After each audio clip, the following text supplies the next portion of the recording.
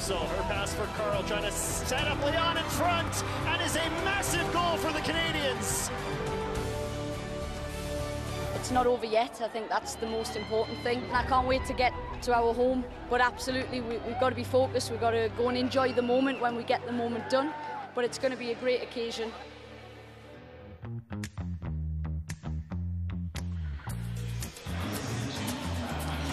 It's a windy night along the shores of Lakeshore in Toronto, Ontario. Canada is 90 minutes away from punching their ticket to the Paris 2024 Olympics, but they won't be taking Jamaica lightly.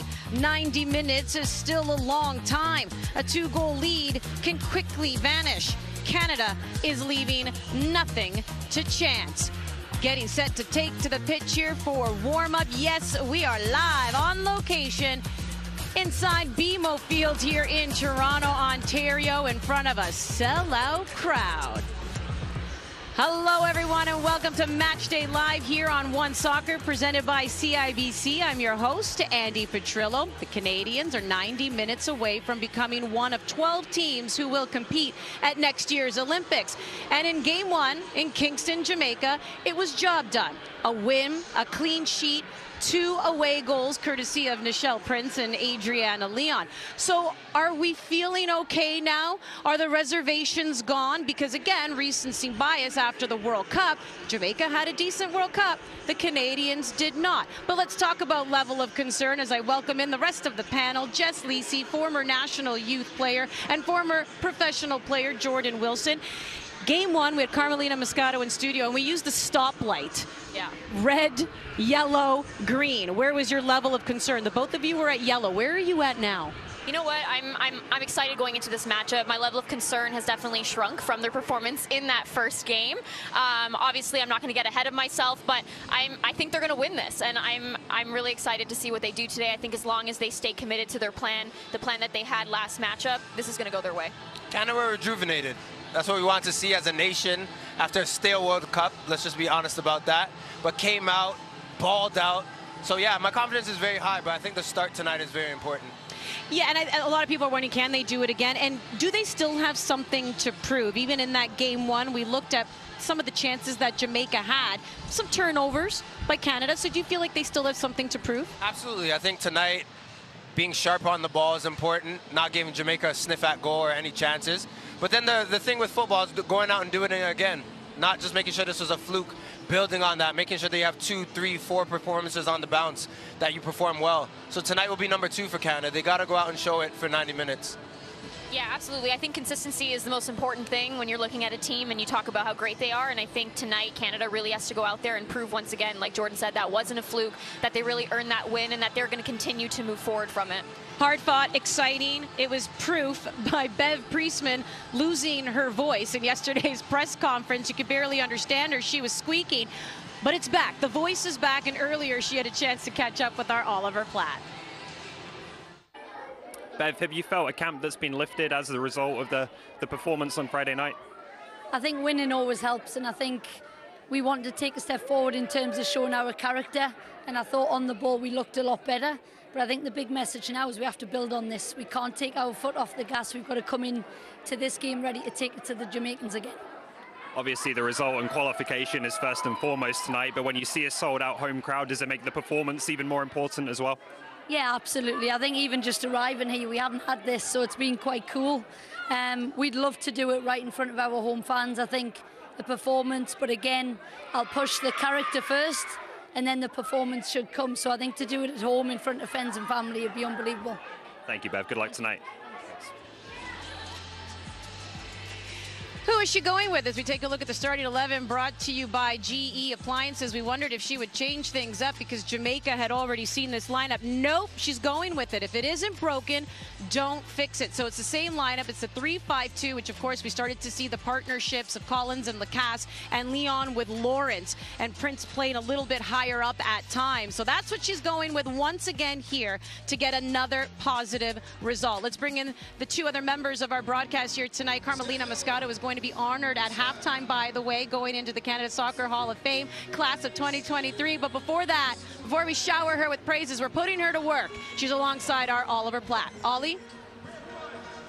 Thank you, Andy. Well, we've got 94 international appearances combined here, Carm, so let's put it to good use and break down this starting lineup. It is if it ain't broke, don't fix it for Canada. What did you like about that performance in Jamaica, and what are maybe some areas we can see some progress tonight as well? Yeah, I thought Bev was brave, you know, changing the lineup with 4 players, specifically seeing the reinsertion of Jade Rose. I thought that was an unbelievable difference from the World Cup. And then the return of Nichelle Prince, not only netting the first goal, but just looking like the true 9 that they've been missing for some time now. So players, yes, 4 changes. She's kept with them. When you don't have that much time in between matches, it makes a lot of sense. There was a big enough gap in the performance. It was a dominant performance to keep the same things going and build on that. So love the partnerships like Andy talked about. Love the fluidity, and they were really solid defensively, which we haven't seen since the World Cup. The difference is now, of course, that Jamaica has that 90 minutes of tape of the new formation and system to study. How does Bev Priestman kind of go about anticipating the adjustments they might make today? Yeah, if I'm putting on my managerial cap, I mean, for the last 2 days, you would be definitely looking at your game management strategies. You'd be looking at, if adjust, this is how we're going to do this. If they're ahead, if we're ahead, we're chasing or closing. So this game, as much as what, you know, it's going to be about plan A, doing that again, like Jordan said, that's very important, but also having in the back of their mind, how else can we break down this Jamaica team? Maybe they're going to defend differently against us tonight. They will be ready for that. That's a manager's job. Christine Sinclair didn't play on Friday night. We thought maybe keeping her fresh for this one, but on the bench again. How much do we read into that at this point? You know, when I think about the history, and even for as long as I've been around, I mean, she's always factored into games of this magnitude. So I think it is a big talking point. It's something different. We don't know that she's injured, so at this point it looks like a choice. And, you know, what does it mean for the future? I don't think anybody knows. But the team got this job done, and maybe tonight she'll factor in one of those game management strategies. And if she doesn't, I think it'll be another talking point. Yeah, we'll be looking out for it for sure. We'll see you post-game, Carm. Thank you very much, and send it back to Andy. All right, thank you very much, Ollie. Well, let's pick up on that Christine Sinclair topic, because what does it tell you that these are 2 very crucial matches? And we already know she didn't play in game 1. We don't know what the story will be here in game 2, but what does it tell you that she's at least starting on the bench again? I mean, it's very difficult for Bev Priestman to go out and really change this lineup because, as I said, this was a Canada side that was rejuvenated, came out fresh, came out tenacious. To tweak and to mix right now in a game that you still have to win. You still have to go and dominate. Right? I know you can talk about aggregate and goals that this is an even match, but you still want to see Canada go out and win this match 2-1, 2-0, 3-0, whatever it is, just going out and dominate. To have Christine Sinclair come in, and you don't really know where she would fit. You don't really know if she would really benefit the group. You can't just throw someone in there. So I kind of understand it. If it's not broke, don't fix it. And for a manager, the hardest thing to do is to change a winning team. To put Christine Sinclair, it could do more harm than good at this point. We also know the hardest thing for a manager to do as well is take someone who is a legend and not have them start either in back-to-back games here that are really crucial. And a question we always had was, well, who is going to replace Sinclair? There was never somebody who had stepped up, and Sinclair, quite frankly, was getting the job done. But do you feel this team now has turned a page? You look at some of these players and go, okay, I think there are some shoes that, let's put it this way, there's never going to be another Christine Sinclair. I'm not even trying to say that, but maybe that's what they've stopped trying to do. You're not trying to fill those shoes, you've just created another identity. Yeah, you know, I think one of the biggest things to note is a new formation requires new personnel. You might see players that we haven't seen very often play for Canada that are going to come out on the pitch and, you know, absolutely kill it in this new formation. I don't think Sinclair is the correct personnel to be starting. I think she could maybe help off the bench, but overall I just think these partnerships that we've been seeing really, you know, we start seeing new things being created. And I think instead of, you know, replacing Sinclair with one player, it's going to be those partnerships that really make up for her. What do you like about the 3-5-2? What do you feel it did to give Canada, by the way, those 2 open play goals? We keep talking about it. The Canadians really, before the World Cup, focused a lot on goals from set pieces, and we saw a huge increase in them scoring from there. But then the open play, just for some reason, just suffered a little bit. They had 1 goal from open play in the 8 games prior to the World Cup. Jordan, we see 2 in the last game. What I like, Andy, is that there were options. Watching the women play at the World Cup, it seemed like we always knew where the next pass was going. Watching the game on Friday night against Jamaica and Kingston, they had options. Can they go inside? They could go outside. They can go around the corner, crosses into the box. It looked like a team that could switch things up. And that's how you really dominate a game is, hey, if a team is going to have a box, well, we're going to play a bit deeper. If you're going to give you space in the middle, we're going to exploit you that way. That's what you want to see from Canada moving forward. If they can do that tonight, this will be a comfortable win. Yeah, you like that overloading on the flanks as well. I do. I spoke about the flanks a lot last matchup. You know, I think you're able to see Canada's athleticism and, again, the build of partnerships with that overload on the flanks. They're able to get the ball in the box with quality crosses. It's really difficult to defend that. It's a defender's worst nightmare to have to defend a solid ball driven into the box with players running at you, especially if you're a player like Michelle Prince or Leon coming at you. That's your worst nightmare. Well, let's take a look at the starting 11 brought to you by GE for Jamaica. If they've made some changes, and it appears that they have made some changes. So Bunny Shaw is actually one of the substitutions, and we thought maybe they would try and pull her out there once again and try to get as many goals as possible. This is somebody who can score some goals. But, you know, Vanessa Gilles actually said it, and we all kind of have this saying in the world of sport, right? The 2-goal lead oftentimes can be the worst lead because if Jamaica gets one, Jordan, then they're sitting there going, we just need one more. And we know, you know, sometimes it could just be an unlucky bounce. So what does Jamaica need to do to get back into this? Do you still feel they're into this? Yeah, they're into it. Absolutely. I know 2-0 is the worst lead to have. Also at home, you have the comfort. Canada needs to put this game to bed early. That doesn't mean a goal in the first 10 minutes, but dominating, making sure that you have chances, playing the same way that they played in leg one. Crosses into the box, numbers, bodies willing to get across the goalkeeper in between the back line, getting first to all the balls in the midfield. All those things will kind of put you in that position, but you want to start well because whoever scores his first goal, that's where the confidence is going to rise from. Yeah, and you know, I think we saw Jamaica not finish their chances when they finally had them. Canada was giving away balls at the beginning of the first 17 minutes or so of that matchup, and Jamaica had quite a few chances to just finish on the counter. They weren't very clinical in that, so I do think that kind of came back to bite them. You have to be able to finish that, and if Jamaica wants to potentially get a win here tonight, they definitely have to be more clinical in that final third. And again, with the World Cup just being 2 months ago, you can imagine their manager saying, remember what you did there. If there's ever an inspirational speech, Jordan, it's remember what you did there. You didn't concede a goal. You made it out of the group stage for the very first time. Like, you have to wonder if there was some great inspirational speeches that can, it's the intangible that you don't know who you're going to see here tonight. What Jamaica, the World Cup Jamaica or the Jamaica from Friday? Yeah, this is a country that's very proud and players that showed how much they cared and how far they want to take football in that nation. Look, they held Brazil to 0. They held France to 0. They had a great World Cup. If they have a glimmer of hope tonight, this could be a long day, but I'm hoping Canada can come out, put the game to bed early, take care of business. But if you give Jamaica an inch, I feel like they'll take a mile tonight. Yeah, Nichelle Prince scored that goal in the 18th minute on Friday. So Canada, of course, will be looking to get on the board early once again, to your point, and try to put this to bed. Canada, Jamaica warming up behind us here in BMO Field. And you know, Bev Priestman has said it. This is halftime. They're feeling good, but they don't want to get too comfortable. Coming up next, we'll hear how Jesse Fleming and Jordan Huitema feel about the tactical changes from last game. It's Matchday Live here on OneSoccer. Canada, Jamaica. Stay with us.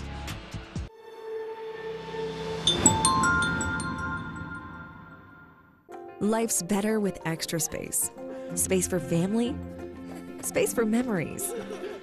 Space for you. Try 4 weeks free. Access Storage, proud partner of Canada Soccer and the women's national team.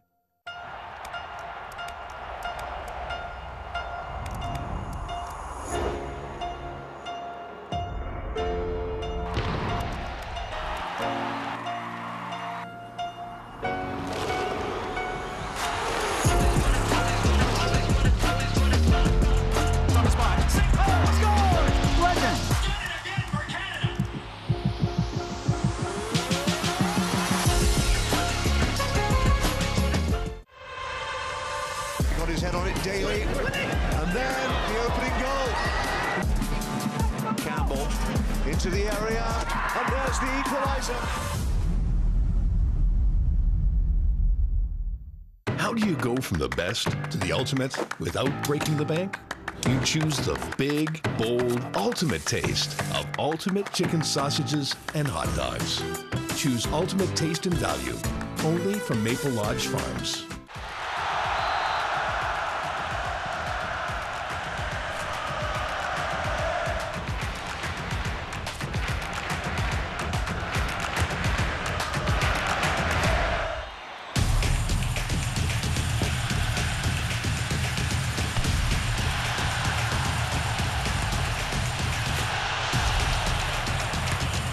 From the edge of your seat or up on your feet, let them hear you cheer.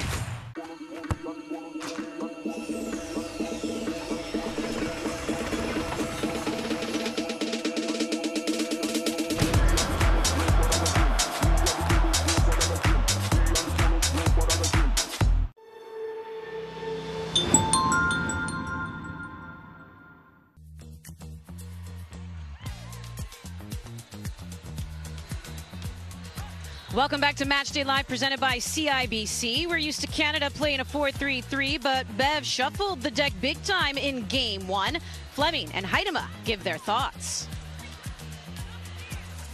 I love watching football. I definitely love the tactical side of the game, and I think for us it's just about finding a shape and a system that works for our players, and how can we get the best out of the players that we have on the team now. And I think when I look at the system and when I look at our players, and even when I reflect on the performance against Jamaica, I think there's a lot to be excited about, and yeah, just a lot to be positive about. And I think as a group of players, we're kind of excited to have the chance to build on that performance and to keep working in this new shape. So yeah, it's been fun so far. Yeah.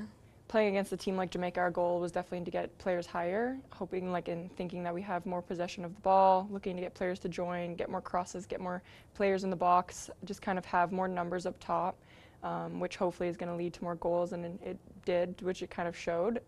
And yeah, that's all that we can kind of ask for. I think that was our push, that was our change, and it's working, so just got to keep doing it. It has to be so frustrating when the fan base, when the media sits and says, where are the goals going to come from? Why can't you score goals? We want to see more goals. And I wonder, Jordan, as a player, how much pressure do you put on yourself? But then how much do you look at the coach and say, hey, you have to shuffle things around here. You have to put us in a position to succeed. Just what are the overall feelings when you're in a position like that? No, you hear the whispers in your head. Whispers, you screaming. You can't score. Like, you hear it, right? And it starts to become the truth over and over again. Yeah. So as a coach, you always have to find a way to manage and to shake things up and to motivate your team, right? Even if it's a 4-4-2 is what you know, maybe a 3-5-2 or a different formation or attacking down one side is what is getting the most out of a group. So I commend Bev for changing up. Now it's about doing it again and having that mindset of, hey, this is what we can be, and topping that every time. So for Canada, that's what I want to see today is bread and butter was getting the ball wide, getting it in the box. But let's say Jamaica nullifies that. Finding a way, getting Fleming on the ball, getting your best players on the ball, taking shots outside the box. You're playing in front of home, you're playing in front of a crowd. Go out and show it and relish that opportunity.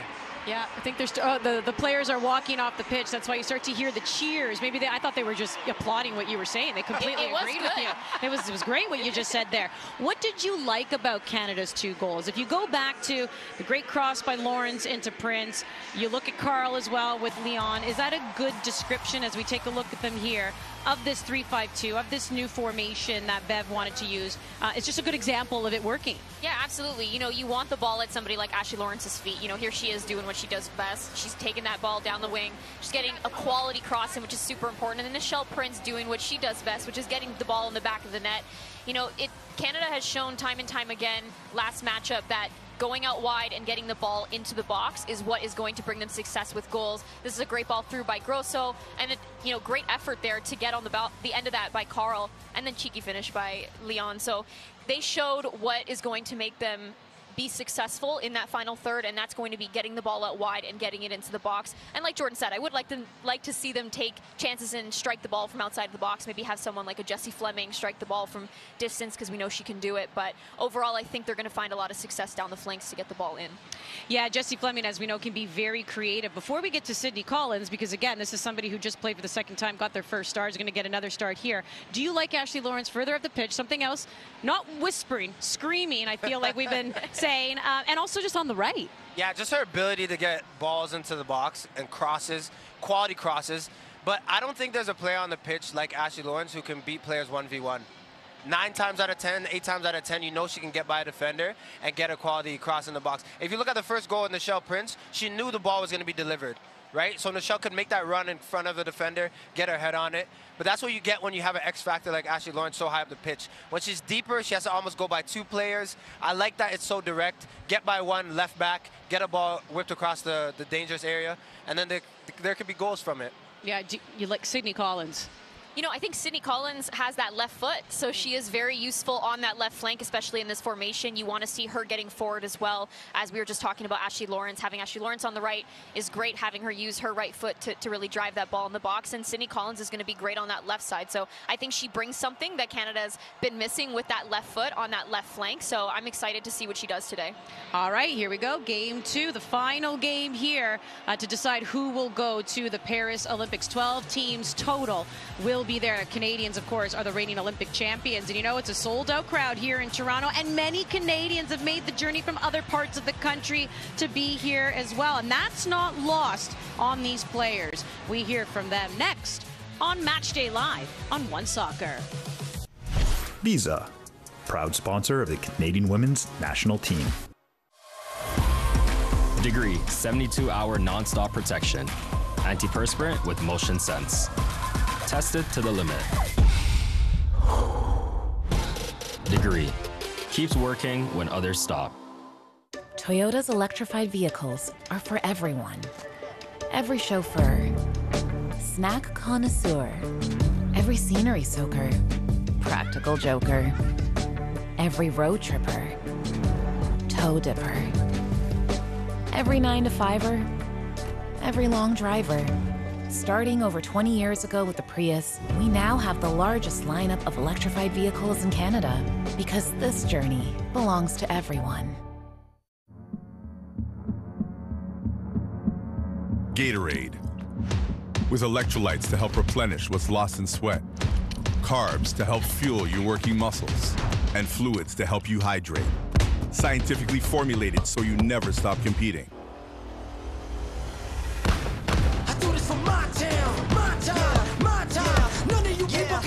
Rehydrate, replenish, refuel. Gatorade. We created Carlsberg 0-0 because even the best things can be better with alcohol-free beer. Clean one-handed backhand is better. Balancing stuff is better. Whatever this is better. We created Carlsberg. Skipping your own ad is better. Parking in space, better. So, can the best alcohol-free beer make good things better? Probably.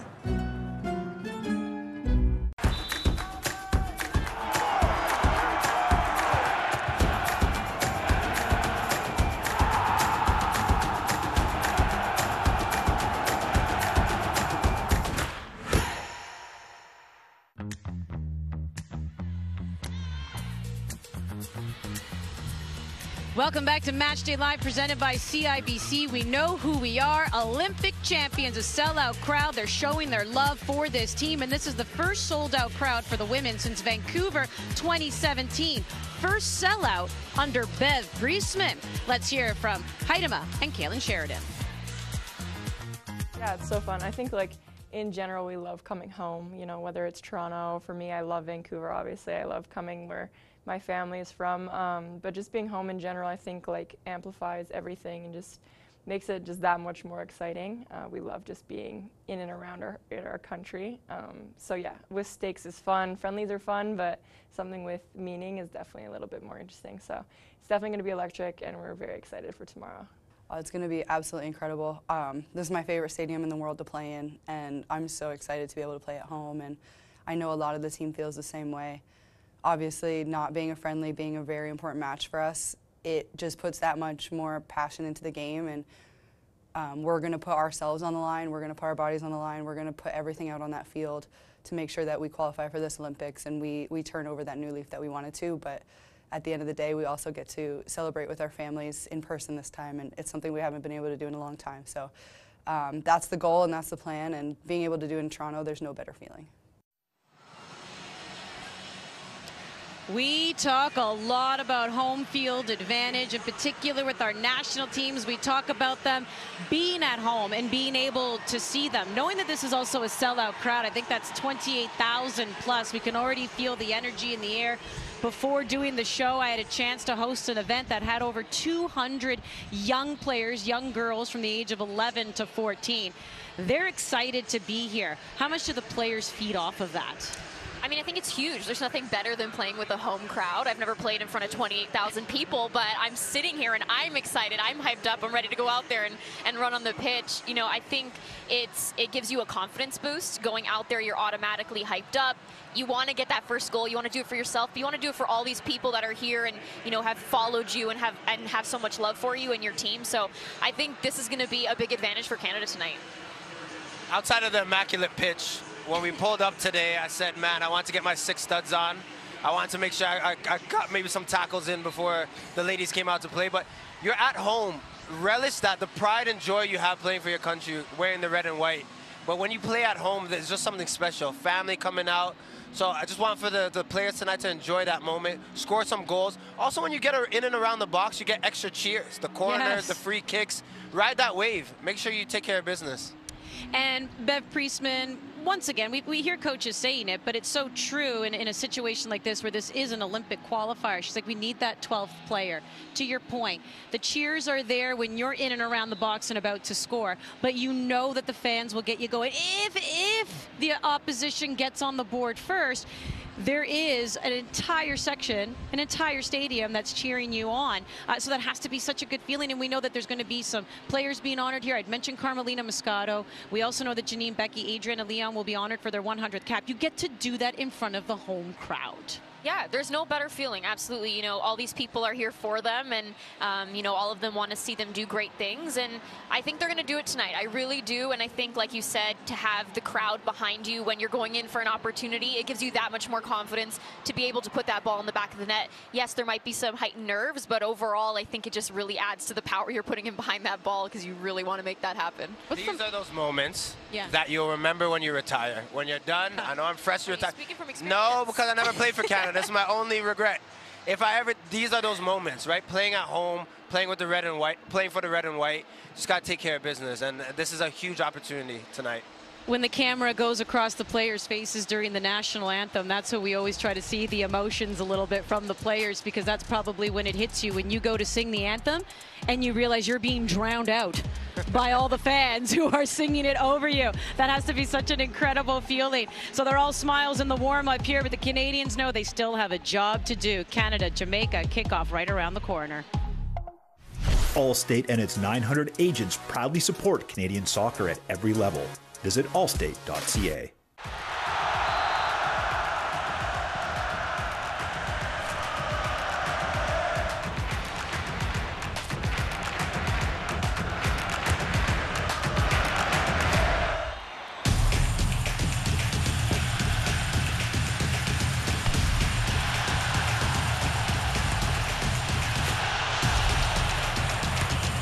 From the edge of your seat or up on your feet, let them hear you cheer.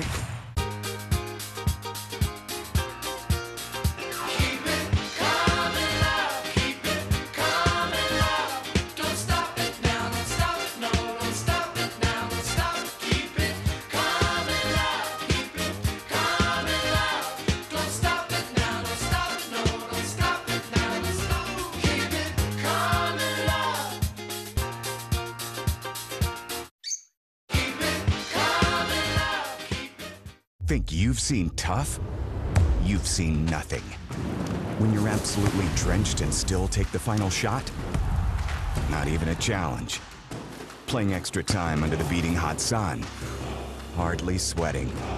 When the wind's so chilling it cuts to the bone? Now we're getting somewhere. Playing in Canada's tough. We're not sorry about it. Want to beat us? Come on. We're made for this.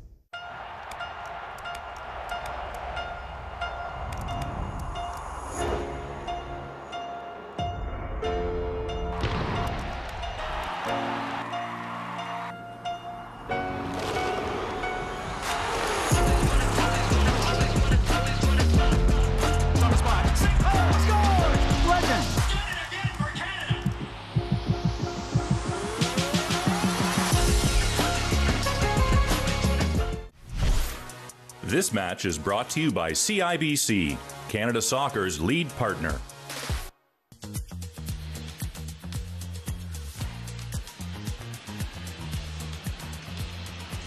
It's Matchday Live presented by CIBC here on OneSoccer. Hello, Canada, and welcome inside BMO Field. We are along the shores of Lakeshore. It's a windy night, but the temperature is just right. It's actually a perfect night for a little bit of soccer. Andy, Jess, and Jordan with you. Canada, Jamaica. It's the second of the 2 qualifying matches to go to the Olympics for Paris 2024. A total of 12 teams will go. 4 have already qualified. The host nation, France, USA, they did that last year. Brazil, Colombia. Canada are the reigning Olympic champions. They want to get back there. It was job done in game 1, guys. They picked up the 2-0 victory. The 2 away goals, they matter. Last minute lineup change here. Julia Grosso is in for Quinn. Other than that, everything else was the same. It was a 3-5-2. Perhaps suspecting a little bit of an injury. We don't know, but does that affect anything as far as you're concerned? No, I don't think so. I don't think the quality drops in between Grosso and Quinn. Quinn is a player that likes to hold a little more, so I do think as long as Grosso goes in there and she really, sticks to her role and plays alongside Jessie Fleming and they do their role well, there is no drop in quality, so I don't think overall that will, hinder the performance of Canada. All right. Players taking to the pitch now. There's going to be a pre-game ceremony. They're going to be honoring Adriana Leon, who in the last game hit 100 caps. Nice to do so with a goal. And we haven't seen Janine Becky in a while. We know she's been recovering from ACL surgery. She's actually with the team, being integrated back with them. They're excited to have her, but she also hit 100 caps during the She Believes Cup, so she too will be honored. Oh, we do see some Jamaican fans. Let's get to the festivities. Fans, Canada Soccer is proud to take this opportunity to recognize 2 members of Canada Soccer's women's national team program for recent career appearances milestones. On hand to present the players with special gifts are Canada Soccer President Charmaine Crooks and Canada Soccer Vice President Kelly Brown.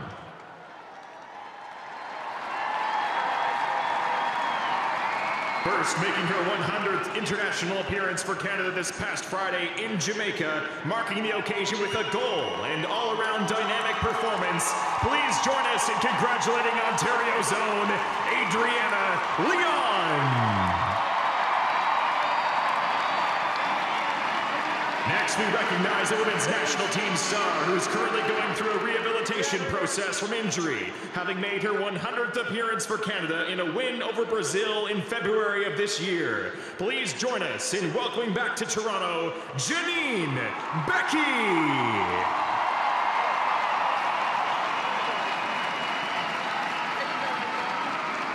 Let's hear it one more time for Adriana and Janine on 100 appearances for Canada.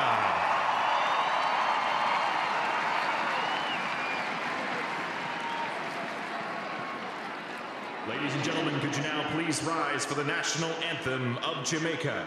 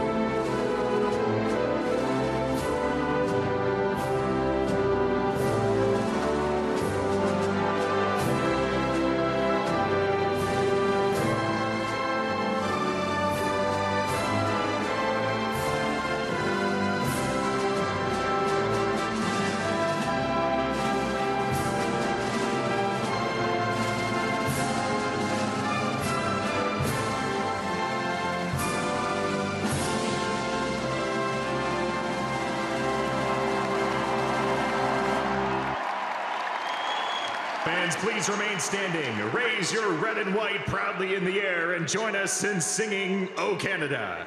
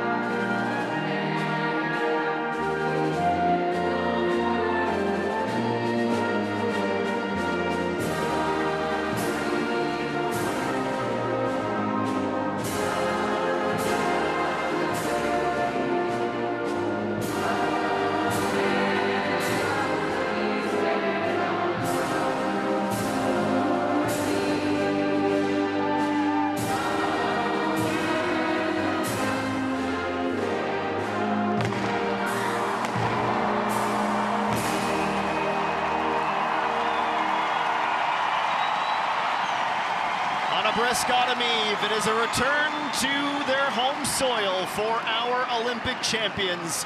Live from Toronto, Ontario, this is BMO Field, where it is a blustery evening.